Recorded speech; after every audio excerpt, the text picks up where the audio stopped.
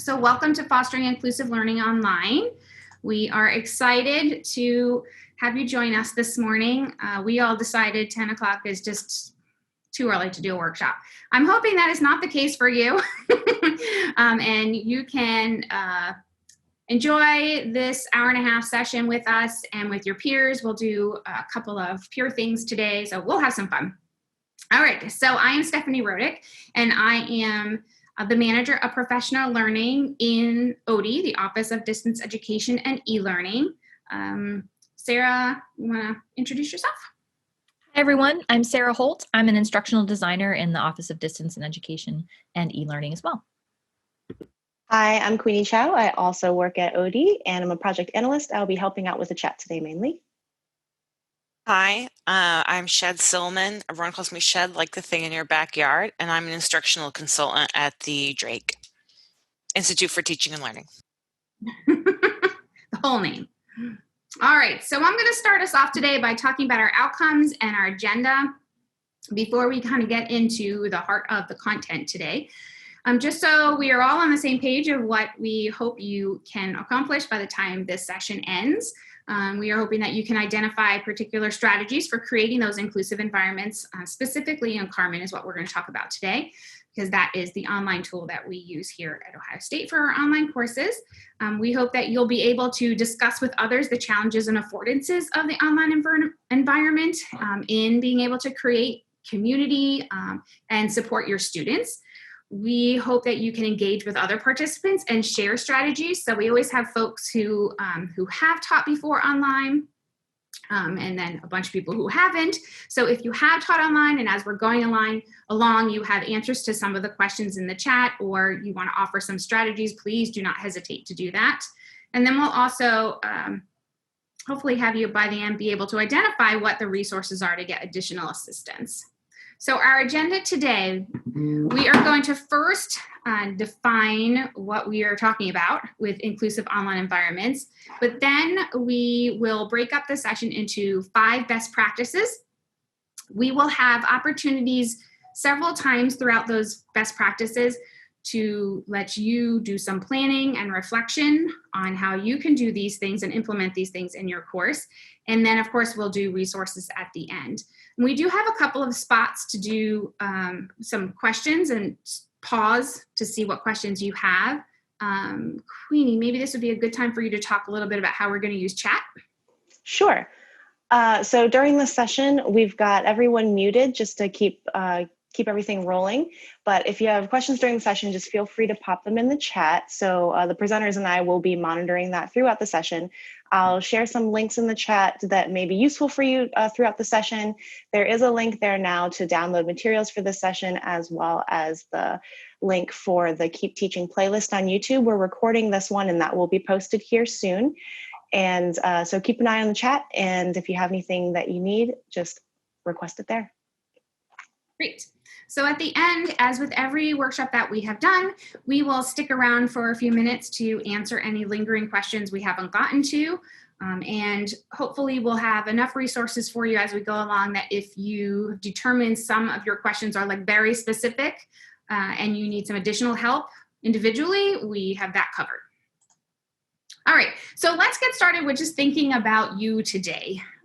So in the chat, this will give us a first opportunity to use the chat together. How are you feeling today? And that could be about anything, life in general, courses starting up, inclusivity, I don't care what it is, anything. Just how are you feeling today generally? Give us a couple words.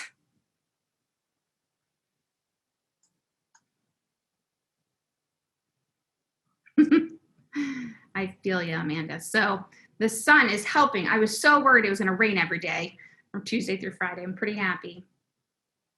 I do like smash too. I don't know exactly what it means, but I do like it in this context.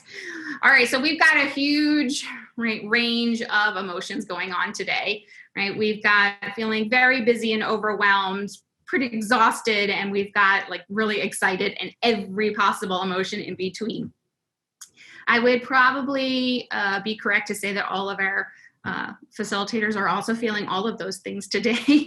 And we like starting this off in this way because it gives us just a way to kind of test the waters, to get our a pulse on what's actually happening for our students. So as we think through our online courses and frankly our in-person classes, where can we find times to just kind of check the students and how they're doing in the aggregate, right? So you have a sense of how to proceed during the day. So we have a good sense that we're all over the place, and that sounds about right for COVID world. All right, so we're going to start off actually with an activity. And this is going to be a think, pair, share that we're going to do in our breakout rooms. If you haven't done breakout room yet, this will be a good experience for you to figure out how this feels as a student. What we're going to do is have you pair up with someone. It's going to be just random. And we're going to ask you to answer 3 questions. And we're only going to have a few minutes to do this. So when have you felt included in an online space? And that could be any kind of online space. A space like here, if you've come to a lot of our workshops, how have you felt included in that? Or it could be other webinars that you've experienced or any other kind of like social media, online presence, right? Just think broadly about any way that you have felt included. And when have you not felt included? And then if you can start to think about what made those experiences feel different. Okay, and we're going to come back to this here in a little bit. Great. All right, so we have a couple minutes to talk through using the chat function, kind of what you guys experience. And obviously I can't hear from all 20-something groups, but maybe it would be nice to enter into the chat, just if you feel like it, if there were some common themes that came out of your think, pair, share, where there was about the third thing, about what made them feel different.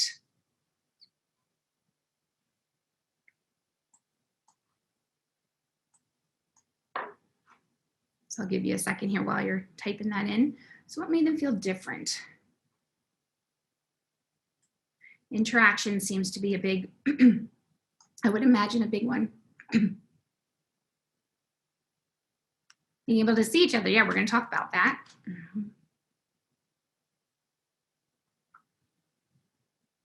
We've got transparency, authenticity, making personal connections. I see community coming up quite a bit. So good. These are words that will continue to come up for us too. So another question I have is, how did it feel to talk to someone that you may not have known, like right away, just throwing you into this experience, and saying awkward is perfectly fine of an answer. But just a little stepping back and thinking about this process when we are trying to build community, how does it feel generally to step in and actually talk to 1 or 2 other people rather than just being in this big conglomerate of 53 people?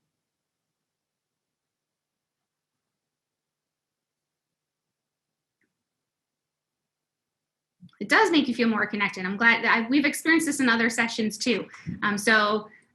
Having the opportunity for students to connect with each other, whether it's through video and through a synchronous thing like Zoom, or something that's asynchronous that you may do as part of your Carmen course, right? Those things are really important. And so we want to think about, how do we get students to build that community? How do we help students get to know each other? So I'm glad that was you have been, Barbara, you have been quite a bit isolated there over time. We all have, right? So it's kind of nice to connect. All right, well, thank you for sharing all of that. So what I'm going to have us do now is actually move into our kind of the heart of our content about what do we even mean by inclusive teaching, and then those best practices that we talked about. And Shed is going to kick that off for us. All right, so can everyone hear me? Hear me? Thank you. All right, let me know if at any point you can't hear me. So what is inclusive teaching? So here is a definition that we sort of threw up here that we think encapsulates what we're talking about when we talk about inclusive teaching, which would be continually striving to create a course with equitable opportunities for all students to learn. So this is to keep in mind. Sometimes we might be like, I just tell me what to do, right? Tell me things A, B, and C to do to be an inclusive instructor. And it's actually a continual process, is always trying to adapt, always trying to be more inclusive, right? And be more aware of what our students are experiencing. So it's a continual process to create equitable opportunities, right? To make it so that every student has an opportunity to succeed in your course. And it's a value and it's a set of strategies. So it's a sort of way of thinking, but it's also practices that we use. All right, so we're going to use two frameworks today. One is going to be intersectionality, and the other is going to be universal design for learning. Folks ever heard of intersectionality before?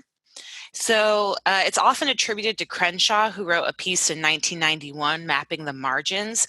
She put a name to it, but as an experience, intersectionality, has been around forever. It's the experience of how different axes of difference, race, gender, class, sexual orientation, how they come together to produce your experience. So that's been happening forever. We've all been experiencing that forever, is that our race impacts our gender, impacts our class, impacts our sexual orientation, our ability or disability. So all of these qualities overlap. Everyone has a race, everyone has a gender, right? And they interact with one another. And they intersect to produce experience.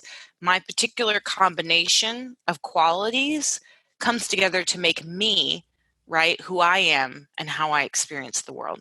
And the reason that we want to think about this, well, first of all, you have an intersectional experience. You are intersectional, right? But our students are too, and they deserve to be taught to their whole selves. So we don't want to get caught in thinking of our students as, that's a woman, that is a student of color, right? Every student has these qualities that we want to keep in mind, right? Every student has a race, a gender, a class. So a way that might be helpful for us to think about this is this last bullet point. Question if a student is multiply marginalized, will class still work for them? So we might think, okay, I made my class work for students with disabilities, and I made my class work for students who are of a lower socioeconomic status. What if a student is both? Does your class still work for them, right? Think about the student who might be furthest from the norm of how you're building your course. Does it still work for them? All right. So this is just a little quick graphic here of how all of these things work together. The image of gears might kind of be helpful for us, and how everything is interlocking. None of these qualities are independent of one another. Just like in your life, if any one of these qualities was different, your experience as a whole would be different. So we want to think about our students having that too. They each have this complex of an identity, and we want to teach for that. All right, has anyone ever heard of Universal Design for Learning, UDL, before? Some yes, some no.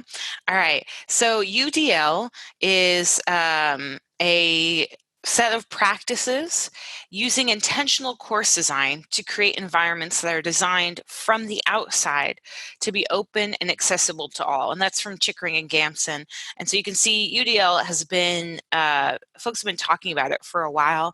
A good way to think about this is that UDL is not sort of doing practices to meet individual students who might be marginalized, but it is creating a classroom or a sort of course environment where whoever comes in is already welcomed. So you don't have to have a student come to you and say, this assignment doesn't work for me because of this or that. It's actually that from the beginning, you cultivate a course that will work for whoever joins the course, right? Whoever tries to do the assignment. All right.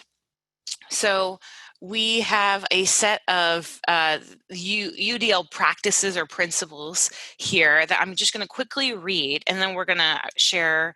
Yeah, Queenie has shared a checklist for us, so I'll read these quickly. So 1 is to create a welcoming, respectful learning environment. 2 is to determine essential course components. 3, communicate clear, high expectations and provide feedback. 4, provide supports to enhance opportunities for all learners. 5, use methods for diverse abilities, experiences, and knowledge. 6, offer multiple ways students can demonstrate knowledge. And 7, promote respectful interaction among students and with yourself. And so Queenie has shared a checklist. So this is part of UDL, is this checklist that you can access right now. And this sort of gives you a set of concrete practices that you can bring to your classroom. And you can look at this checklist and you can say, oh, I'm already doing this thing. Oh, that's cool. I'm already making my class accessible in this way. And then you might see something else and say, oh, I didn't know I could do that. Okay, I'm going to start putting closed captions on all of my video that I show to students, right? And so this checklist is helpful in that it gives you a set of practices that you can see what you're already doing, and some newer practices that you can pick up and that you can continue to incorporate so that your course can be even more inclusive as time goes by. So you can download this and you can go through the headings with us if you'd like, because we're going to go through each of these principles and highlight them through the different practices that we're going to talk about. All right, anything that our team wants me to add here? No? Cool, okay.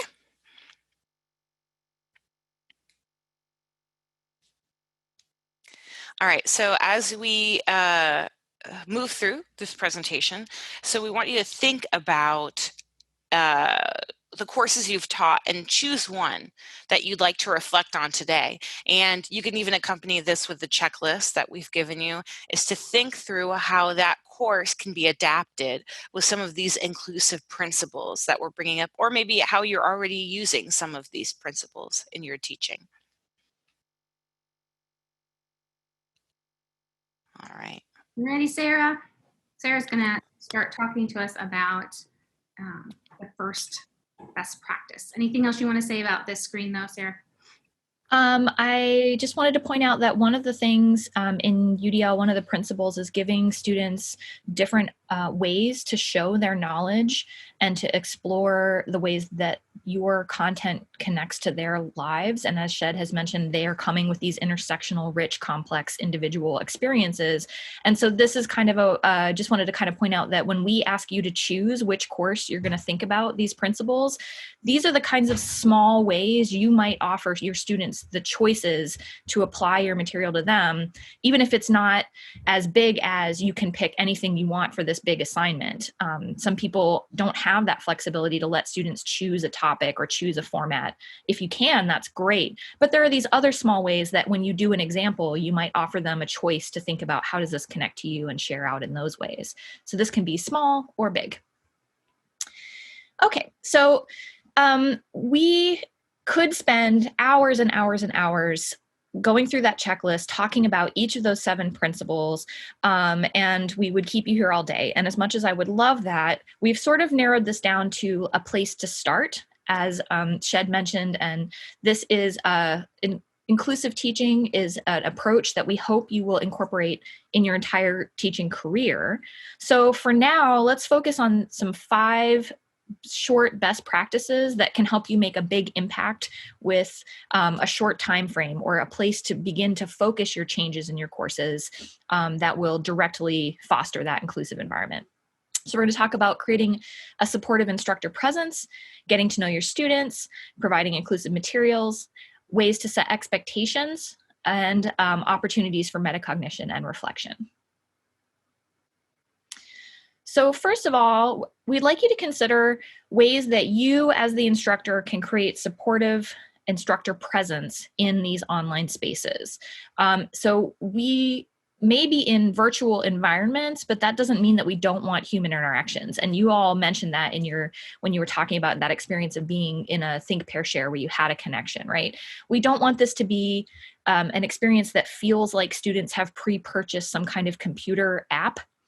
You matter, your tone, your experience creates an environment where you can demonstrate care for them as individuals, or your excitement and enthusiasm about your discipline. And you can model all of the ways you want them to think in a disciplinary way, or to be a responsible community member and engaging with each other and you. All of this is related to one of those UDL practices of creating a welcoming, respectful learning environment, and another one for promoting interactions between you and your students. So those interactions don't happen as spontaneously in online spaces. We have to plan for them a little bit more intentionally. And so the first set of interactions you can plan for is, how will they interact with you? So we'd like you to think about being present in multiple forms.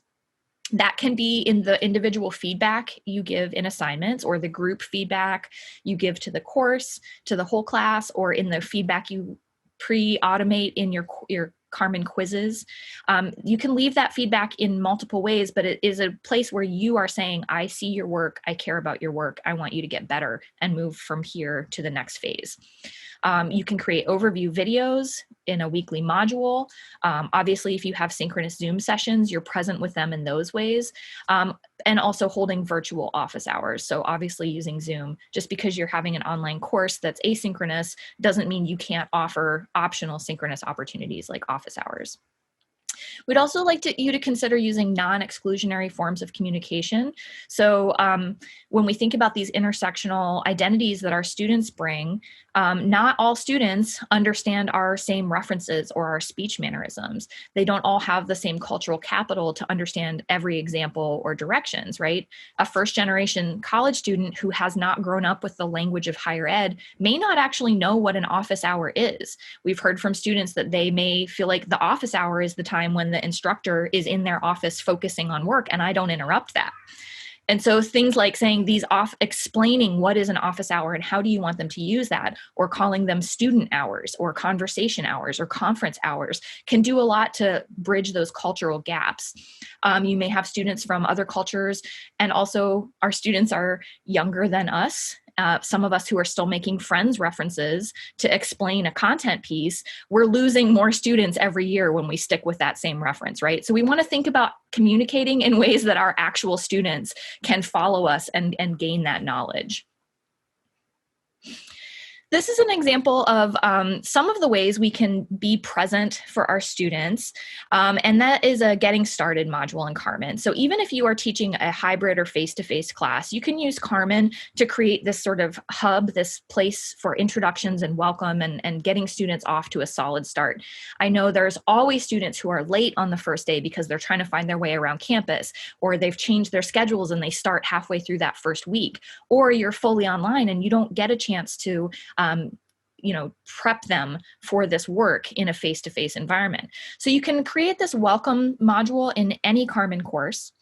And we would encourage you to include things like literally welcoming them. Even if you're going to say it again on your first day of class, especially right now, this is a great time to not meet them with masks on, right? If they can see your whole face when you're not stressed and you're not taking in all of this experiences and you have time to really think about how you want to introduce yourself, you can set a really welcoming, inclusive tone in that moment that gets them excited about being in the course and gives them a sense of the kinds of interactions they might expect. You can also provide some really core resources there right in that welcome module, and that will set the tone of, oh, I'm going to be supported. I can succeed. I will have efficacy to believe that I can do the things I'm expected to do in this course because I'm going to have support right from the outset. This is a great place to put things like a mental health statement, a diversity statement, links to resources for food insecurity, housing, mental health consultation services. All of those kinds of things that tell students we care about them can go in this great welcoming place and set that presence for you right off the bat. This is an example of a specific page in Carmen. If you haven't used Carmen pages, it's a way to sort of make a very quick website without needing to know any of the coding, where you can put a set of information together in a visual way that helps students navigate instead of clicking into a bunch of individual Word docs, for example. So this is an example of a welcome page where there's some context that tells a little bit about what is this course going to be? What is it about? What kinds of things will we do? And then there's a video of the instructor, and you can see that that's all collected together so that students get this experience of what they should expect, who will they be with, and how is that instructor going to be present in their time in this course. The second thing we'd like you to consider is getting to know your students. So part of being present with them is caring about them and knowing who they are, right? And so I see in the chat, other people are also mentioning name coach. That's really important. This also goes in with that creating positive interactions between you and your students and creating a welcome and respectful learning environment. Our students have names, and it matters a lot, especially at a place as huge as Ohio State, that they are not just ID numbers, that they are not just a last name number to the folks who are teaching them. So when we can learn their names, that goes a long way. They tell us over and over again in surveys that that really matters. It's a very small thing you can do, even in a large classroom. And you can use this name coach tool right in Carmen where they say their name and you can hear the recording of it so that if you're going to be addressing them in a live Zoom session, you are able to say their name correctly. We want to encourage you to ask this from all of your students as a way to hear their names, get to know them, put that voice and that face and that name number all together to create a better picture of who you're interacting with.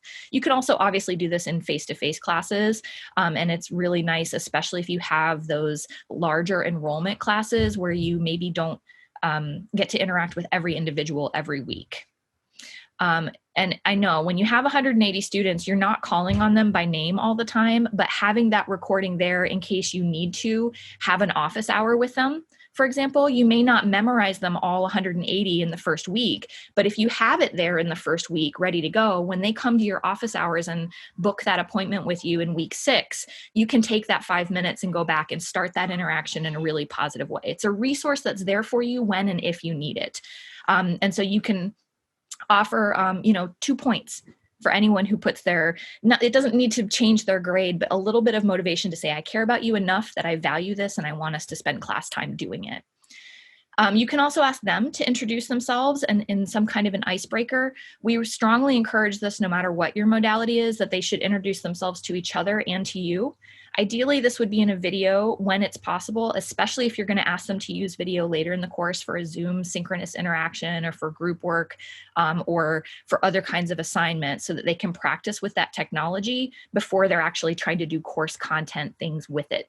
When you're practicing with your webcam and using Carmen just to say hi and who you are, it's very low stakes and it lets them do that in a way that's not so stressful. You might also offer an ungraded survey in Carmen where they just get a couple of points for submitting the questions and ask something really open-ended. What do I need to know about you? What do you want me to know about you to help you succeed? You'll find out all kinds of things about them in that way without making reductive assumptions. You might find out that somebody has really intermittent internet and isn't going to be able to connect with video on a regular basis. You may find out that someone has young kids at home trying to do digital school right now. You may find out that someone is taking a face-to-face lab that ends 7 minutes before your class. So they're going to try to navigate that between both instructors to be late and leave early on alternating weeks. You might find out all different kinds of things that help you understand where they're coming from and what they need. You might also want to know why they're in the class. What are their goals? So if it's a GE and they're just here to get the credit, you might bring in more varieties of examples to address that. You're not here because you love this topic. I'm going to find some other ways to help you stay engaged. Or yes, you're a major and you're very driven and you want to be a doctor and this is core to your learning. So I can kind of, tailor my examples to that. So thinking about that class that you have been beginning to plan for, which strategies for sharing your presence or getting to know your students could you easily implement? You maybe are already doing some of these things, so what could you enhance? And how will you get to know your students in an online environment? We had about 11 people come in after we shared this initially. So Queenie, can you share the fact that we have a document that you could also have and share? It's a worksheet that has all of these planning and reflection questions. You can just think about it. You can just write those answers on a piece of paper, or you can actually use the document now or later. So there it is in the chat.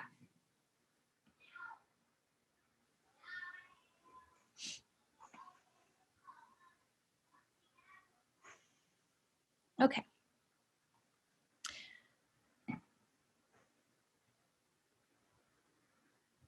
Let's move on to our next topic. So now you have found ways to be present with your students so they get to know you. You have interactions with them. You're getting to know them in various ways.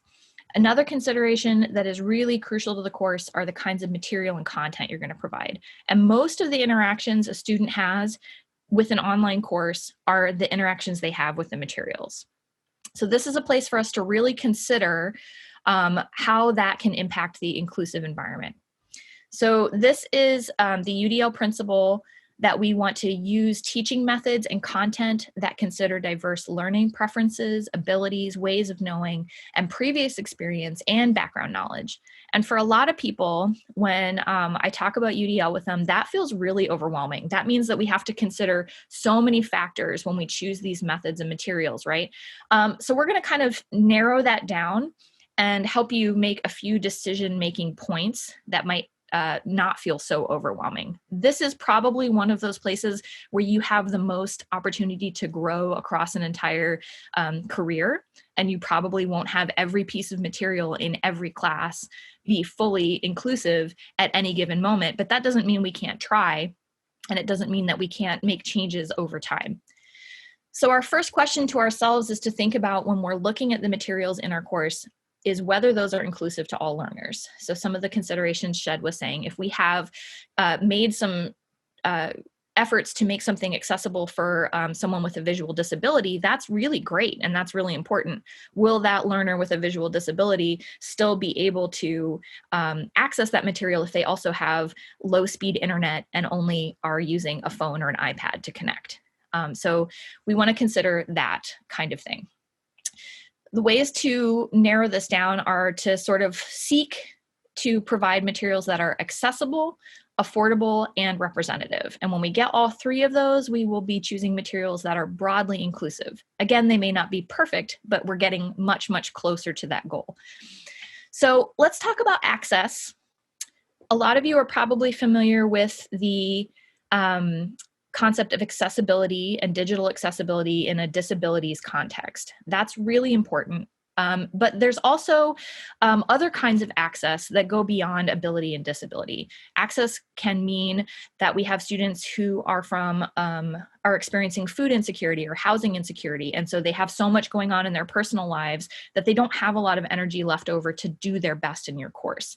It may mean that they have low-speed internet or only have access to internet at intermittent times to log into your course, or can't log in with full video speed or at audio to be able to do this kind of synchronous Zoom streaming, right? It means that they may have home lives that are volatile and they don't want to show you what's happening in their background. So when you ask them to share their camera, they may have all of this other stuff that's really not something they want to bring into their learning spaces. So when we are asking you to provide access, we want you to consider whether anyone could access your materials in multiple ways. So we want to provide options as often as possible and offer a variety of methods to demonstrate learning. So if students can't make you a video because of their internet speed or the technology they have access to, how else could they provide that knowledge? Can they do a writing? Can they create some kind of a visual image?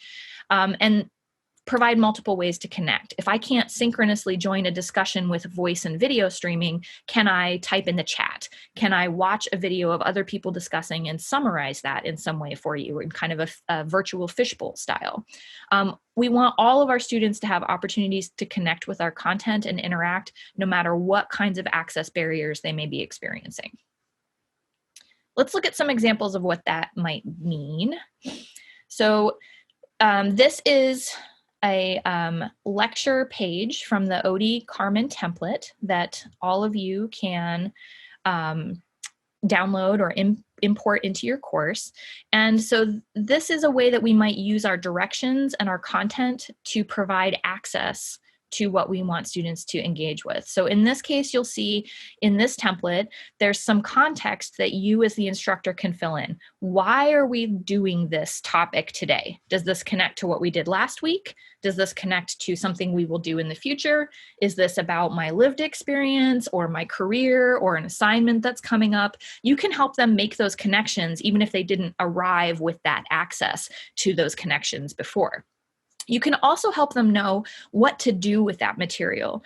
So one of the main access things that is not as obvious as disability access is coming with that cultural capital for how to do college. And so a lot of times, if we just put a video up and students watch our video, and then when we're done, we say, what do you think? They will have very shallow surface level interactions with that content. If we provide a set of questions for how to use that video to learn, we've now broadened that access so that all different cultural backgrounds, lived experiences have a similar way into that material. You're narrowing those barriers and providing more access. So that might be big questions to consider. It might be guided notes you want them to fill out. It might just be ask them to come up with questions that they have. All of that's discipline specific and content specific, but the idea is they have something they know what to do with the thing you're giving them: a reading, a lecture, a video, a website to peruse. And then you can give them some instructions on, after they watch, what should they do? Should they take notes to share? Should they write a question for discussion? Should they bring that to their group work, etc.?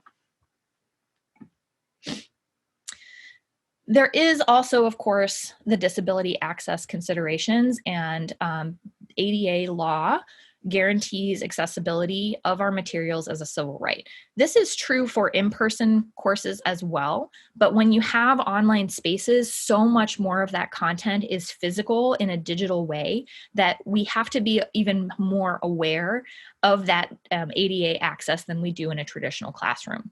Obviously, in a traditional classroom, this is still incredibly important, but there are often other kinds of informal supports that move towards that in a way that like a digital paper or a video that we're posting may not have. So all students are entitled to an equivalent learning experience. That doesn't mean that they always have to do exactly the same thing. That doesn't mean that they're doing the same experience, and it's okay for us to modify and adapt to meet those accessibility requirements. If you have a student with a documented disability who comes to you for accommodations, obviously you're required to provide those, and Student Life Disability Services is here to support you in helping find ways to do that. But we also want you to think about just designing more of your course materials to be accessible before you get those requests. We know, for example, that adding captions to your videos, almost something like 80% of people who use captions are not deaf or hard of hearing. Those captions are very useful for folks who are non-native English speakers. They're helpful for students who are novice learners who have never encountered those words or concepts before. They're helpful for people who are maybe watching this on a bus or at home where there's loud children noises, or if they want to review and see the text along with the images you're providing. So providing things like captions on your videos, alternate text for your images, having your documents in readable PDFs instead of just saving them or scanning them into image files makes a big difference for all of your students to be able to use these things on multiple devices at different times in different contexts in ways that help their own individual learning. So ideally, you're focusing on this. We know that that's an immense amount of work if you have not started that accessibility creation yet. So one thing we want you to consider is, as you add new materials, start there. Every new PDF that you do, if you update your course every few semesters with new readings, make those new PDFs or new readings or new links to those university things, make those accessible. If you're adding new images, for examples, add your image text, your alternate text to those new images. If you're adding a new video, make sure that gets captioned. And over a few years, over a few semesters, you will have a bulk of accessible materials.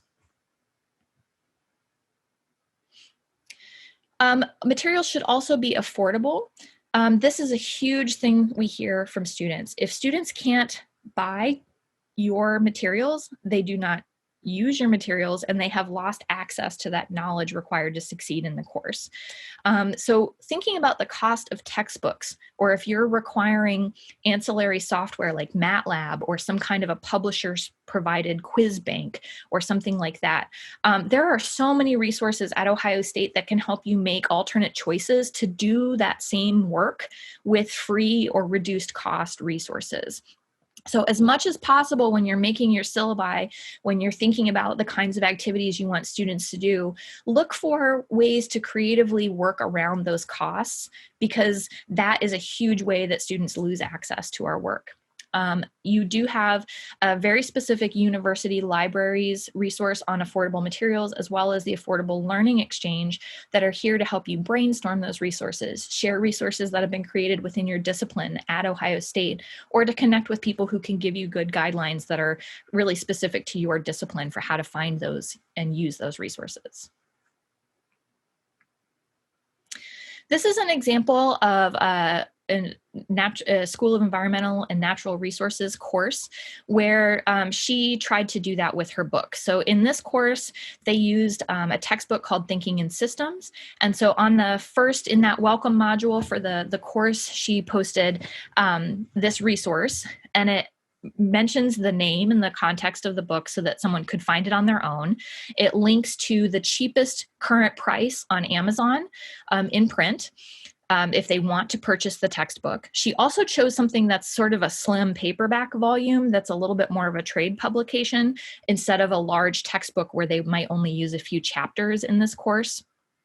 So that brought the cost down as well. And then she put a personal copy of the print resource on reserve at the library, so students who are on main campus could go there and use the physical book in the library, as well as worked with the libraries to purchase an ebook licensing so that there are online copies available to her students no matter where they're located. And she was able to work with the libraries. It's a pretty simple process. They're very willing to help you create and get licenses for the books your students need. All of that is linked here in one resource, so it's very easy for students to access that at free or low cost.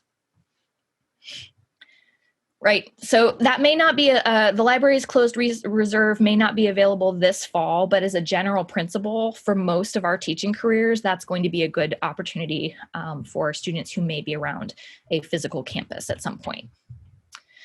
One final place of many that you can consider when you're choosing your materials are whether they're representative of those of your student body. So we want to think about what content you're teaching and why is that the content. This means that we may need to re-examine things that have always been taught. If there is a text that is just canon and absolutely core to your discipline, we're not saying you have to throw it out if it was written by a white man 100 years ago. Sometimes those core texts are still the right choice, but we can still add to that by bringing more perspectives, by adding other resources and other examples to balance that out and broaden the depth of the examples we're using.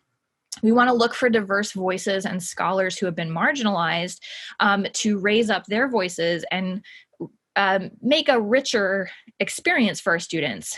We know this matters for learning in so many ways. When students see themselves represented in the materials, they see themselves in this discipline and believe that there is a reason to persevere when the learning is hard, or if they have a setback, if they get an exam grade or a paper that they didn't achieve the grade they wanted. That kind of resilience and willingness to persevere when things get hard in the learning and to take intellectual risks with the kinds of projects or concepts that we want them to struggle with, knowing that there are others like them, that they can see themselves in this work, goes a long way towards supporting that resilience and supports their learning. We also want to call out the power dynamics in a field. This can mean that we might say, hey, I would love to represent some Indigenous Native American writers on this topic, but there are not any currently available in the extant historical documents. Let's talk about why that is. Let's talk about why there are not existing written sources from the 1600s for me to share with you from that perspective. Even so, if you can't find something, you can talk about why it does not exist and encourage your students to maybe fill that gap or to begin creating knowledge in their field as well. That also might mean we need to examine the power dynamics that have traditionally existed for how we're asking our students to interact with the materials. So if we have students who aren't bringing that cultural capital about how to do college to those materials, we want to make sure that we're using those materials in ways that we encourage them to, read this from a feminist lens, or read this thinking about why aren't there other diverse voices, or think about how this reflects the life that you lived. Is this scholar writing about something that feels true to your life experiences or to your work in the field? Especially for our students who have work experience, that can be really powerful to say, does this jive with your lived experiences? Okay, so we have some time for you to do some planning. This is kind of a big set of questions. So if you just want to pick one, you may not know the answers to these. This is, again, something you can work on every time you look at your syllabus. You're probably not throwing out every reading and starting from scratch. If you have the opportunity to do a course design institute or a decolonize your syllabus kind of experience, that's great. For most of us, we may need to just add a few things every semester, and over time, we will build this body of diverse work, right? Or we will begin to replace expensive materials with affordable materials, or begin to add different images to create that representation.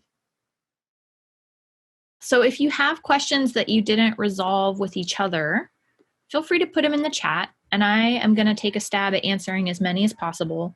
I'm sure some of them are about the topics that we had planned to cover, so if I don't answer your question right now, it may be because we're going to present some material about that in the next few minutes. But also feel free, we will be answering more questions at the end. And if I just missed your question in chat, feel free to ask it again a little bit later.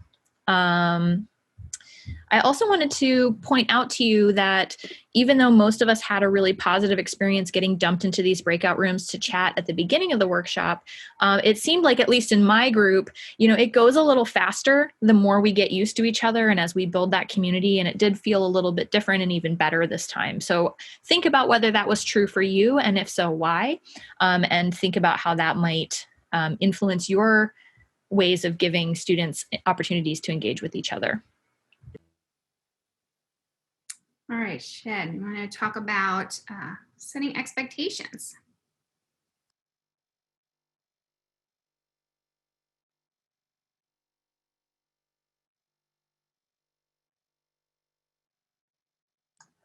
I don't know where Shed went. Where is she?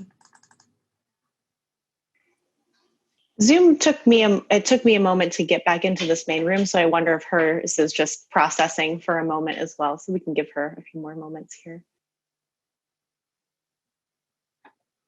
While we're waiting to find her, go ahead and keep putting your questions into chat.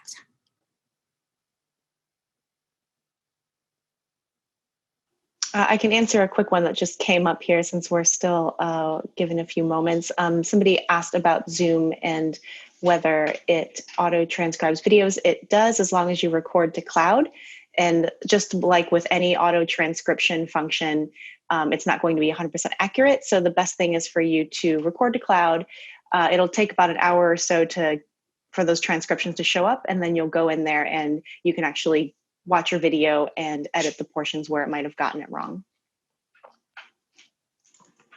And I can put more links to Zoom stuff in the chat for anyone who needs help with that. Can you put our link to the readable PDFs and the captioning? I think there's 2 articles in the Resource Center.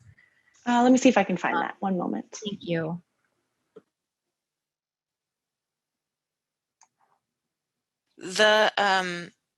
The breakout room wouldn't take me back here.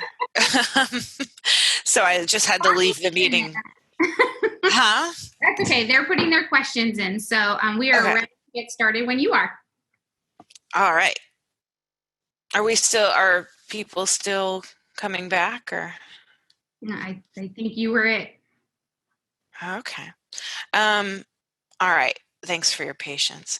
So let's talk about setting expectations. So this aligns with the UDL principle. Give me a second just to coordinate all my windows. Sorry, folks, I had to leave and come back to the meeting. Yeah, it's no problem. We took a moment to answer some questions in the chat. So a UDL principle that aligns with this is to communicate clear expectations and to provide support for students. And so we need to be explicit with expectations. And part of this is that we can't assume that our students always get what we're saying, especially if we use idioms or nuanced language, the sort of wink, wink, nudge, nudge that we might do with students. You know, we want to avoid, because not everyone's going to pick up on the same suggestions or the same nuance or the same, as Sarah mentioned, cultural references, right? So we always need to be explicit. And additionally, online, it can be especially difficult to gauge if a student gets it, right? You know, we may not be able to read their body language, their expressions in quite the same ways. So we want to make sure that students really, they do understand what we're asking of them, which means we have to be really explicit. We want to be explicit when it comes to navigating the course. We want to set really explicit expectations for how they're going to speak to each other in online interactions, synchronously or asynchronously, how they're going to participate in online discussions, and how they're going to hold a respectful dialogue with one another. So we want to make sure that they know exactly what we are expecting of them, so that they understand the path they take to succeed. So setting expectations when it comes to navigating the course, and we are encouraging you to use these Carmen templates. So Odie has these Carmen templates, which are, first of all, they look awesome. They look great. They're easy to find your way around, but they're also based in research of what we know students need in order to succeed, what information they need. So these course templates include the information that they prompt you to include the information that students will need in order to have clear expectations, in order to know what you want from them, in order to do well on an assessment or in any kind of engagement with the course. So you can access those, and the examples that we're using are going to reference some of those OD templates, the OD Carmen templates. And so you can import these templates into your course. It'll prompt you to include this information, and it'll look super nice, and it'll help your students out. So let me make sure I covered everything I wanted to cover. Right, it might be more direction than you're used to providing for your students, but so that might be a bit of an adjustment period, but your students will appreciate it. That there isn't just one chance to get it right. There isn't just one opportunity to understand what's asked of them. They can constantly go back and check, and you can keep checking in with them to make sure they know what you want from them. So don't just include something in the syllabus, right? Don't just explain it to them on the first day. Make sure it's consistently available. Share Zoom links with date and time in modules, right? Everything should kind of be centralized like that. You can link to library, you can link to software support within specific assignment directions. So if you've got an assignment that requires using a specific program, hey, you may have a problem with this program. Here's where you can find something. Oh, we're having a Zoom meeting. If you have Zoom trouble, here's where you should go, and here's who you should talk to, right? Of course, we want to include discussion guidelines for each discussion board, so students know how they should be engaging in the discussion board, right, respectfully and productively. And Carmen templates have built in these academic misconduct reminders, I guess you could say, or let's say academic integrity reminders with each assignment. So the OD template says at the bottom, here's the guidelines for academic integrity for this assessment. And that will actually remind you, right? It reminds you to include that information. It reminds students of what the expectations are. Okay, so here's what a template will ask you to do, including titles and due dates, right? And it's got this repeated module structure, so our students get used to what information they're going to be getting, and the due dates are visible within the module. So you can see here, the template has given us discussion, and it's got the due date, and it's got the weight or the points for the assignment there. So just at a glance, if students are looking at week 5, they know exactly what is needed from them when and how important each different assessment is point-wise. And, and another note is to always include the, always set a due date, even if something is ungraded, right? Okay, and setting up assignments in Carmen. So if you use this assignment template, it helps you to be explicit about expectations. This is what it looks like. And so it's just got sort of prompts for you here, like what the objectives of the assignment are, directions for students, right, to make it explicit for them what they are supposed to do, what they should include in their submission, the resources that you can post resources there that connect to the assessment.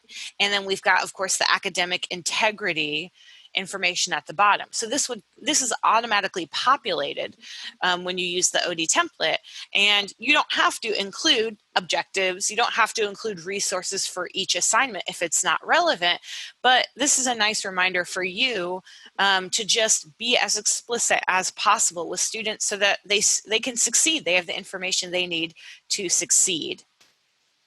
All right, so when we're preparing for synchronous online interactions, we want to consider access, right? And so Sarah's already spoken a lot about access, but think about if students are going to be able to access this synchronous online interaction, right? Is it within a very specific window of time? Will it work for someone who has intermittent internet access? Do they have options to participate if they're not able to attend this online interaction for some reason, right? And think about student agency when it comes to privacy when requiring video. So we may feel like the best option is to require students to have their video turned on. And we want to remember, and Sarah had already mentioned this, that not everyone is in a position to share video of what's going on in their life and their home during class, right? There could be a lot of chaos in their household that they're trying to manage, or they could be even in a situation where the power dynamic, maybe there's intimate partner violence or something like that, that makes it so that they physically feel unsafe sharing video of their home, right? And it's good to remember that if someone is in a household where there is some sort of power imbalance or abuse happening, access to the internet is a primary way that power can be exerted over someone. So access to the internet is one way that someone might experience restriction if they're in a violent relationship or if they're in a family and an unsafe family dynamic. So you can allow students to turn off their video when they're in large groups, right? You can ask them to update their profile so a little picture shows up, right? If they don't have their video on, so that you can still associate that person with an image, right? And you can ask students to use video in breakout rooms or in office hours, right? But we want to think really critically about asking them to do it in a large class setting. Of course, you can use virtual backgrounds. I want to ask my team, do we want to say anything about virtual backgrounds specifically? Yeah, I think when we all moved to Zoom in spring, there was a lot of conversation about folks who were feeling really annoyed when students were using them and felt like it was somehow unprofessional. And I just want to encourage us to think more broadly about if we're requiring them to show video, that the virtual backgrounds is a little bit of at least gives them some agency in equalizing that learning environment. So that I try to model it. I'm using mine today. I try to model it when I'm interacting with participants or students, that it's okay for me to use it. That doesn't decrease my authenticity or my knowledge as the instructor or the facilitator. And I would encourage students or participants to use it also if it helps us focus on the learning and our conversation rather than what's happening in the background. If it bothers you to see virtual backgrounds, you can share and model the OSU suite of professional Ohio State licensed backgrounds, those are available to all faculty, staff, students, and the community as well. And that also you can ask them to, if you're going to use a virtual background, use an Ohio State background if that bothers you personally. But please don't ban them, and please try to normalize them if you are requiring video. Thanks, Sarah. And then finally, I want to point out this last bullet point, offering alternative ways to participate.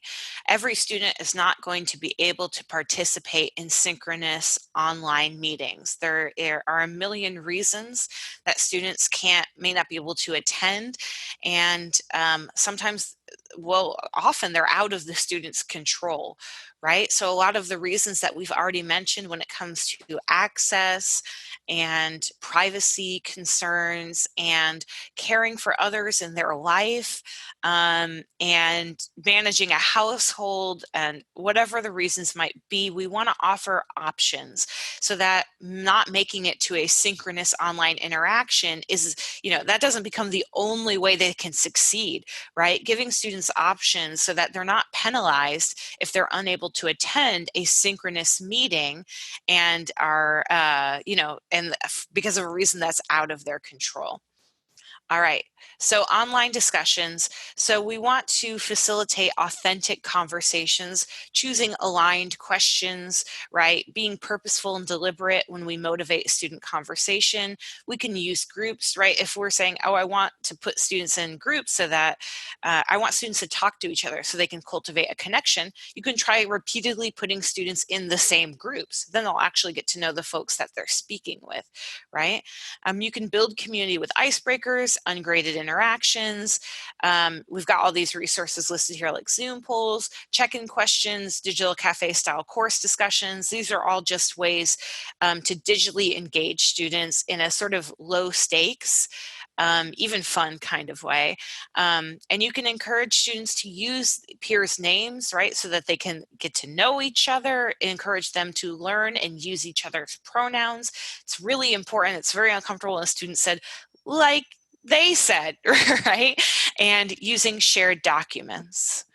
All right, I want to make sure we cover everything.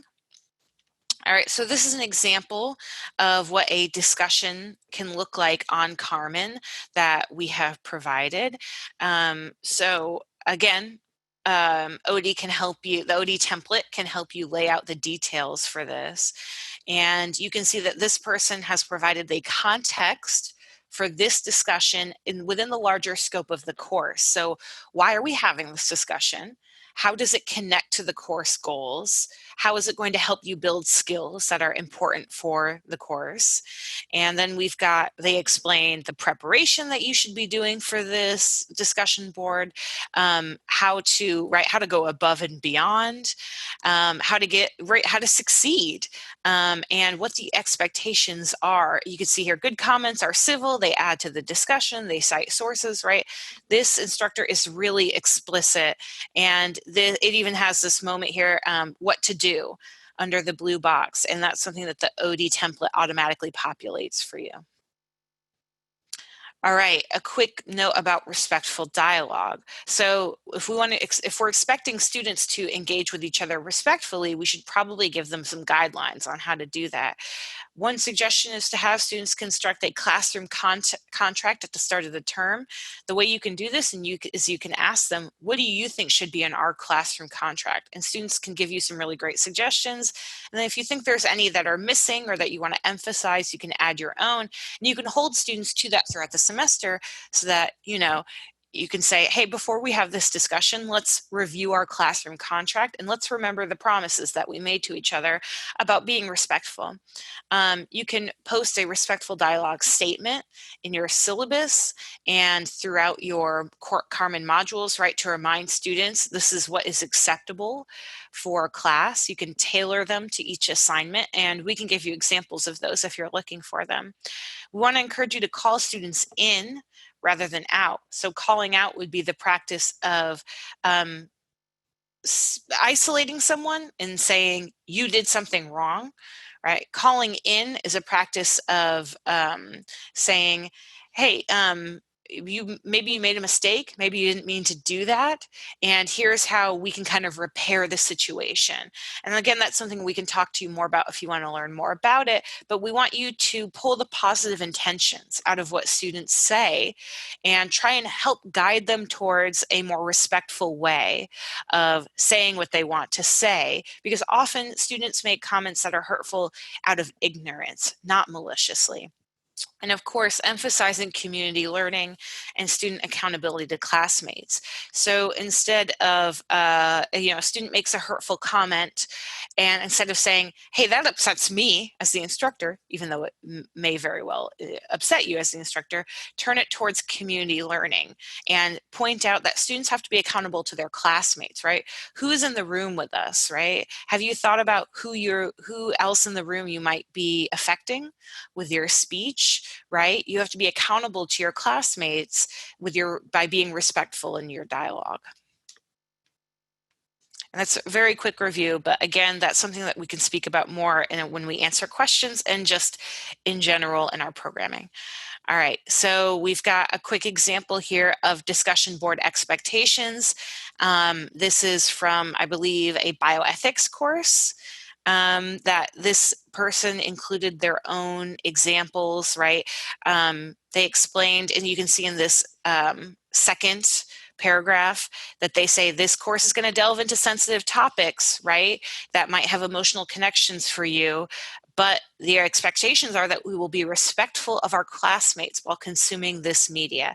And so since we have this PowerPoint for you to download, we aren't going to go over every word in this or every sentence in this, but I think you can get the basic concept here, which is what one of these statements looks like that sets out expectations for respectful dialogue.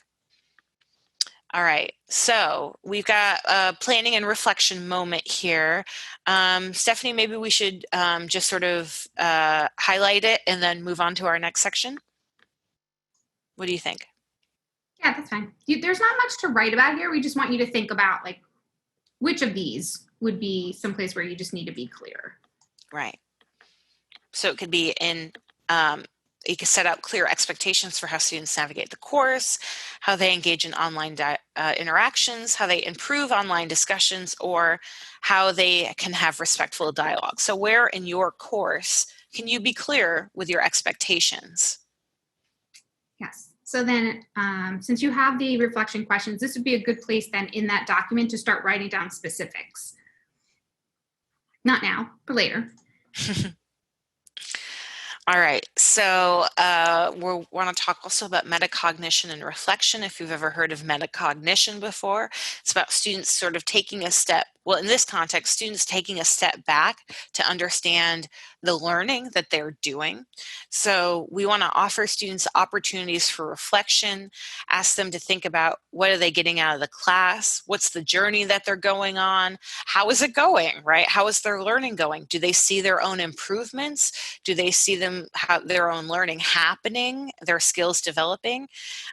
Collecting feedback from students and asking them, did you feel prepared for that midterm? Did you feel prepared? How could you have felt more prepared? What can I, as the instructor, do differently to help you better prepare? And then exam wrappers, which we might have heard of, which is a sort of attachment that goes along. It doesn't have to be an exam, but an attachment that goes along with an assessment that ask students to reflect on their performance and the learning that they were doing. So sort of, how long did you spend preparing for this exam? How long did you spend writing this paper?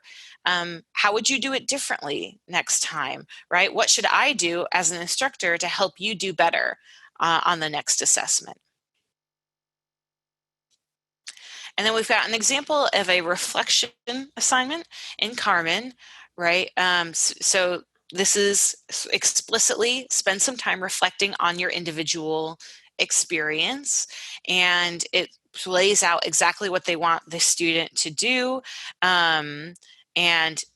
What's really helpful here is under what to include. It says very explicitly reflections on the process of group interactions, takeaways from what you learned. So you can see that layer of metacognition there, where it's not just that the student is performing or practicing a skill, they're reflecting on what it was like to practice that skill and how they think they did practicing that skill. And so we asked you, right, once again, ask you, where can you build in opportunities like this for metacognition and reflection in your course? Take a moment to think about that before I hand our presentation back over.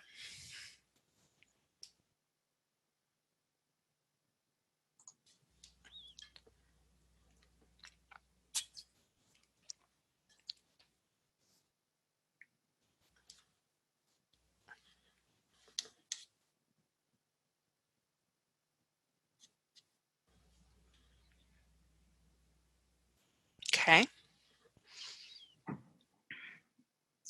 Okay, we want to share a little bit of the voices of students. This is a pretty short video here on how all of these things that we just talked about for 90 minutes kind of can be pulled together. We don't have to do every single thing imaginable, but there are some things that have some bigger impact than others. And we just wanted you to hear a little bit from students on what they think instructors can do and what they've done in the past that have helped them feel included.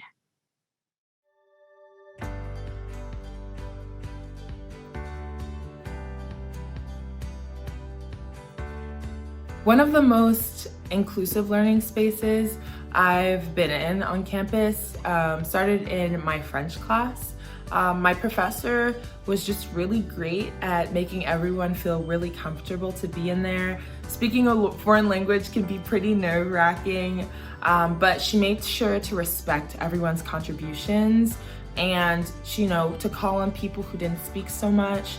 We got in groups a lot and got to know our classmates. So not only was it fun, but you learned to appreciate what everyone had to say. And I think it just started with her attitude. One aspect of an inclusive learning space that's important to me is affordability of learning materials.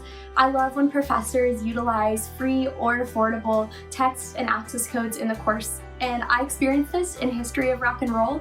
My professor actually put his own textbook online for free, understanding that there are inequities in the classroom and students may not be able to afford the learning materials that are required of them to succeed.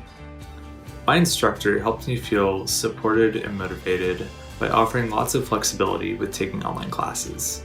One example of this is office hours. When I was attending classes in person, I never really liked going to office hours because I always felt like I was interrupting the instructor's daily workflow. But when I attended them online, I always felt like I was really welcome and that I was able to learn much better through that format.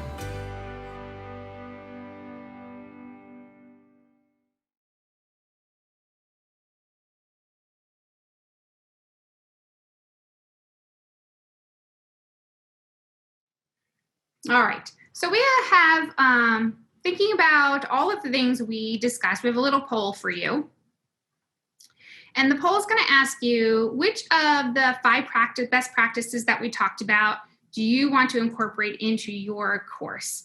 Now, this is a multiple choice. You can pick all of them, but I do want you to think realistically about what are the areas that you really do want to focus on right now.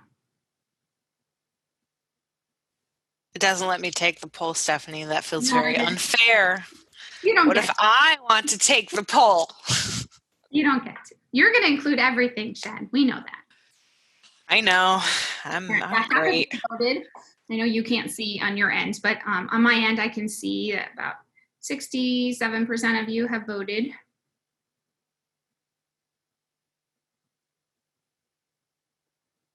All right, we are stuck in the 80s. So, oh, good. Oh, we're almost done.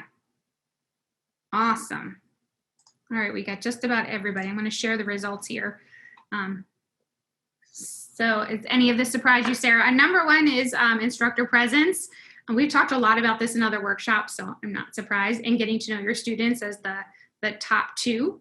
I'm really pleased to see how many of you answered that you were going to focus on setting expectations, because that can feel and look so different in these online spaces, and having to verbalize all of those directions and expectations that we normally just informally share in person when we talk, that takes a lot of care and thought. And I'm really glad that so many of you are committing to thinking that through in your online spaces.